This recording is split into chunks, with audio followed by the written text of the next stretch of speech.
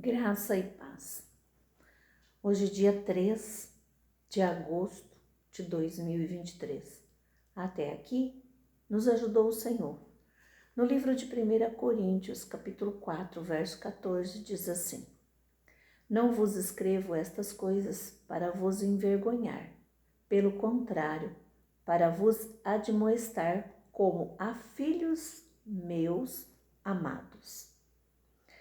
O título da nossa meditação hoje é Paulo e os Coríntios, parte 1. O tom amigável do apóstolo Paulo chama a atenção especial nas suas cartas aos Coríntios, pois justamente essa igreja precisava de correção em muitas áreas. O texto fala de divisões, brigas, inveja, imoralidade e também julgamentos em tribunais humanos. Algumas pessoas ali questionavam até mesmo do apostolado de Paulo. Como nós teríamos reagido a um comportamento assim? Talvez dando um ultimato? O apóstolo prefere escolher outro caminho, melhor e mais espiritual. Ele apresenta os problemas pelo nome, sem esconder nada. Mas, apesar de tudo isso, quer que os coríntios saibam que ele se preocupa com eles e os ama. Ao chamar seus leitores de meus filhos amados, Paulo desperta a lembrança de seu trabalho incansável em favor deles. Dessa forma, produz um clima mais caloroso e tem bons motivos para contar com a boa vontade deles. Aleluia. Para complementação da nossa meditação, nós temos a leitura do livro de Marcos, capítulo 3, do verso 13 ao 35, que vamos compartilhar junto, que diz assim: do 13 ao 17, 18, nós temos o título assim: A escolha dos 12 apóstolos, os seus nomes.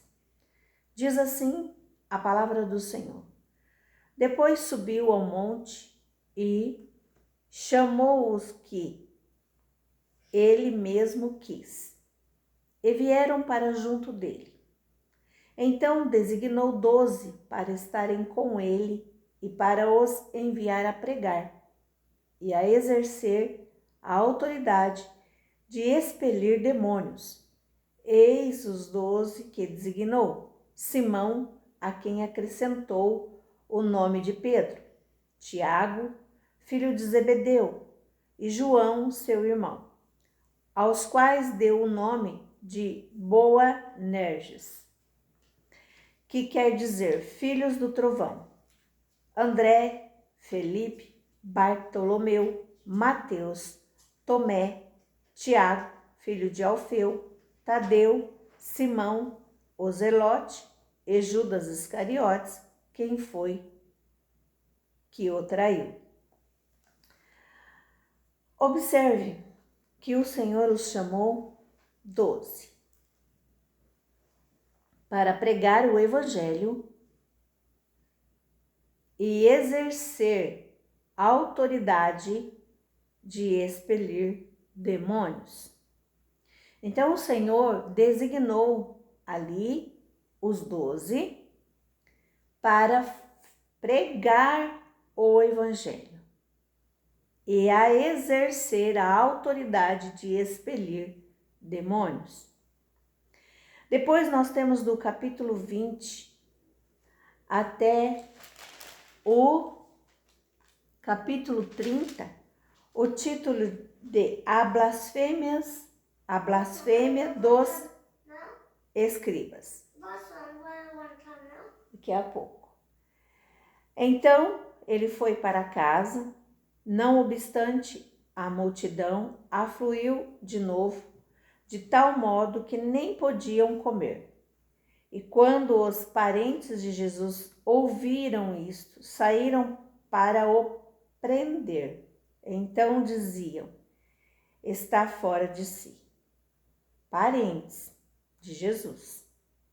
Os escribas que haviam descido de Jerusalém diziam: ele está possesso de Belzebu. E é pelo maioral dos demônios que expele os demônios. Os próprios parentes de Jesus saíram para o prender. E ali os escribas juntos, né? Então, convocando-os, Jesus lhes disse: por meio de parábolas, como pode Satanás expelir a Satanás? Se um reino estiver dividido contra si mesmo, tal reino não pode subsistir. Se uma casa estiver dividida contra si mesma, tal casa não poderá subsistir. Se, pois, Satanás se levantou contra si mesmo e está dividido, não pode subsistir, mas perece. Ninguém pode entrar na casa do valente para roubar-lhes os bens, sem primeiro amarrá-lo, e só então lhe saqueará a casa. Em verdade vos digo que tudo será perdoado aos filhos dos homens, os pecados e as blasfêmias que proferirem. Mas aquele que blasfemar contra o Espírito Santo não tem perdão para sempre, visto que é réu de pecado eterno. Isto porque diziam: está possesso de um espírito imundo. Aí nós temos do 31 ao 35, que é o nosso limite de leitura. A família de Jesus. Nisto chegaram sua mãe e seus irmãos, e tendo ficado do lado de fora, mandaram chamá-lo. Muita gente estava sentada ao redor dele e lhe disseram: olha, tua mãe, teus irmãos e irmãs estão lá fora à tua procura. Então ele lhes respondeu, dizendo: quem é minha mãe e meus irmãos? E correndo o olhar pelos que estavam assentados ao redor, disse: eis minha mãe e meus irmãos. Portanto, qualquer que fizer a vontade de Deus, esse é meu irmão, irmã e mãe. Aqui, né, alguém manda recado para Jesus sobre sua família, parte de sua família. E ele diz: quem é? Mãe e irmãos meus.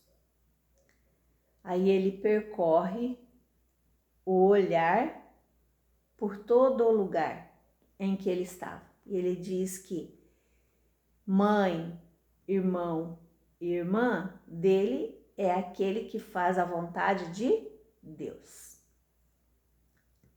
Interessante, né? E também aqui é citada uma parábola sobre a questão de blasfêmia contra Deus. E aí nós temos, né, uma explicação para esses. Aqui nós temos uma pergunta: haverá algum pecado sem perdão? Sem dúvida. Essa é uma das perguntas importantes de algumas pessoas. Será que eu não passei dos limites e já não posso mais ser perdoado ou perdoada? Esse texto trata exatamente dessa questão. Aqui Jesus afirma que a blasfêmia contra o Espírito Santo não pode ser perdoada. Mas o que quer dizer isso? Será apenas falar uma palavra contra o Espírito Santo? Quando lemos o contexto deste versículo 20, descobrimos que os escribas estavam chamando de diabólico o poder de Cristo. Sabemos que a manifestação do poder do Espírito de Deus tem um propósito de convencer os pecados a crer em Cristo. Quem viu o próprio Deus encarnado, manifestando o poder miraculoso de Deus e o tratou como se fosse o próprio Satanás, mostrou que é uma pessoa sem recuperação. Não há mais nada que possa convencer pessoa como essas à rejeição deliberada, à consciência do poder e da graça de Deus através da obra em Cristo. É a blasfêmia contra o Espírito Santo, né? Como é possível hoje cometer esse pecado? Se for possível, quando é que alguém o comete? Então está aqui para nós analisarmos e refletirmos sobre o pecado contra o Espírito Santo de Deus. E aqui no texto da meditação de hoje, Paulo nos traz uma advertência, uma correção sobre os pecados que praticamos entre nós, crentes em Cristo Jesus. Entre nós mesmos. Aleluia. Vem aqui com a vovó. Minha neta acordou e agora ela também está questionando, né, algumas coisas. E ela faz parte aqui da nossa meditação hoje em Cristo Jesus. Então, quando a correção acontece, é porque o Senhor nos ama. Como aqui o apóstolo Paulo também explicou que ele admoestava aquele povo, não como para envergonhá-los, mas porque ele os amava como filho. Por isso ele aplicava a correção através da palavra do Senhor. E também ensinando-os o que devia ou não fazer. Então aqui a primeira parte nos fala sobre a Paulo e os coríntios, sobre a correção então de Paulo ao seu povo, né? Aos seus adeptos, ao povo do Senhor. E o Senhor também hoje nos corrige, porque Ele nos ama e Ele quer que nós tenhamos comunhão com Ele. Então Ele vem nos corrigir falando o que é pecado, para que possamos nos endireitar, né? Nos corrigir, para que possamos estar à luz da palavra do Senhor, para que possamos estar em comunhão com Deus, né? Para que possamos, como eu falo para você, nos delimitar. Nem tudo nós podemos fazer com certeza, temos que ter vigilância, né? No nosso falar, no nosso proceder, em tudo. Não podemos ser fanáticos a ponto de não ouvir a palavra do Senhor e também não podemos ser relaxados a ponto de não ouvir também a palavra do Senhor, ou seja, a correção do Senhor. Qual o pai que ama seu filho que não o corrige? Assim também Deus está para nós. Se Ele é o nosso pai, Ele vai nos corrigir, né? Ele vai nos ensinar. Basta que tenhamos a liberdade, a consciência de poder ouvir a palavra do Senhor e a correção do Senhor Jesus. Amém? Que você possa hoje ficar com essa palavra, pensar sobre isso, meditar sobre isso e viver isso em você, em seu coração, em sua mente. Que o Senhor Deus te abençoe e abençoe a sua família, em nome do Pai, do Filho e do Espírito Santo. Amém.